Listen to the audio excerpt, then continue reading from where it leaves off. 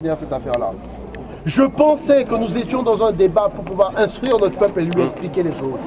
Et je me rends compte que nous sommes dans un débat où on vient salir notre peuple. On n'est pas dans un débat historique. Je dis, moi je vais vous dire le problème. Le problème c'est qu'au moment où Toussaint se battait, Dessalines se battait, ils auraient dû créer une école de l'idéologie africaine. Oui, c'est-à-dire bâtir un projet de société africain pour que lorsqu'il y a la victoire, on bascule dans le projet africain. Mais comme ils ont passé leur temps à se battre, à jouer les gros muscles, le jour où il fallait bâtir le système, ils se sont retrouvés à créer le même système que celui dans lequel ils ont grandi. Résultat, ils se sont fait exploser la gueule tout seuls. Voilà le problème de fond. Donc c'est de ça dont nous parlons, quand nous parlons justement des problèmes casquette Camille, des problèmes civilisationnels et compagnie. Nous disons aujourd'hui que ce n'est pas la victoire notre objectif, parce que de toute façon on l'aura. Non, le problème de fond, ce n'est pas la victoire, parce que de toute façon on aura la victoire. Il y a bien un jour où on finira par se faire respecter. Et respecter aux quatre coins de l'univers. Même la stratosphère va nous respecter, moi je vous garantis.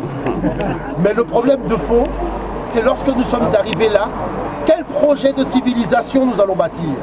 C'est ça le problème de fond. Parce que je refuse catégoriquement de me battre pour aller créer une forme déguisée du colonialisme. Nous n'allons foutre en esclavage personne. Nous n'allons exploiter personne. Nous allons emmerder personne. Parce que dans l'histoire de l'humanité, les Noirs n'ont jamais emmerdé personne.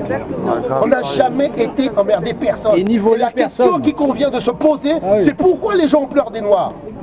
On a mis en esclavage personne. Jamais nos rois se sont réunis pour dire on va voler une grappe de raisin en Occident, ou on va voler une date en Arabie. Cherchez les textes, on n'a jamais fait ça. Les gens viennent nous voler tous les jours chez nous. Chaque fois qu'on ouvre notre barrière, on voit quelqu'un dans notre jardin qu'on n'a pas invité. Alors que nous, on est dans le jardin de personne. On est en train de nous parler de l'immigration et compagnie. Il faut arrêter de nous raconter des conneries. Lorsqu'un Africain vient travailler en France, à la retraite, il repart. Lorsqu'un Français vient travailler en Afrique, à la retraite, il reste. C'est pas la France qui envahit, c'est l'Afrique. Ça se passe comme ça dans la Caraïbe, ça se passe pas comme ça dans tous les pays du Sud, en Indonésie et partout. Quand les Européens vont travailler quelque part, à la retraite, ils restent. Ils ne remontent pas chez eux. Donc il faut arrêter de raconter aux gens des conneries. Et les Français qui ont soi-disant monté l'école devraient être un petit peu plus intelligents. Parce qu'on n'a jamais vu des gens si couillons. Les gens, on ne leur donne pas la possibilité de réfléchir. Vous êtes dans un pays, sortez un produit Made in France. Sortez-moi un produit Made in France, ça n'existe même plus. C'est au musée qu'on trouve des produits Made in France aujourd'hui. Et on vient parler de puissance économique, de machin. Tout ça parce qu'on a du gun pour aller exploser la tête des gens. Toujours les mêmes gens. Vous voyez le problème du fond? Toujours les mêmes qu'on va bouffer. Toujours les mêmes qu'on va bouffer. On pourrait parler après des droits de l'homme et de tout ça. Et il n'y a pas un type dans la maison pour dire quand même les gars vous allez un peu trop loin. Parce que c'est du n'importe quoi ce qui se passe. Moi-même quand je fais les débats dans les structures gouvernementales et compagnie, je dis aux gens que dans les conditions dans lesquelles nous sommes aujourd'hui, vous devriez être un petit peu plus intelligents.